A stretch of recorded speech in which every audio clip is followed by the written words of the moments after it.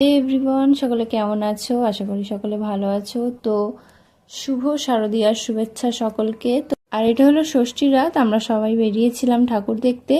তো আমরা ফার্স্টে গেছিলাম শিয়ালদার দিকে, সেখানে আমরা প্লেস পাইনি, তাই জন্য আমরা চলে গেছিলাম বালিগঞ্জে। তো সেখানে ঠাকুর দেখতে গেছিলাম। আর এটা হলো একডালিয়ার ঠাকুর। তো দারুণ করেছিল, প্যান্ডেলটা তো দারুণ হয়েছে। আর ভিতরেও কি সুন্দর একদম ডেকোরেট করা হয়েছে ঝাড়বাতি থেকে। আর এই সাইডে যে এরকমভাবে মানে ডিজাইন করা হয়েছে, সব কিছু সব মিলিয়ে খুব সুন্দর হয়েছে।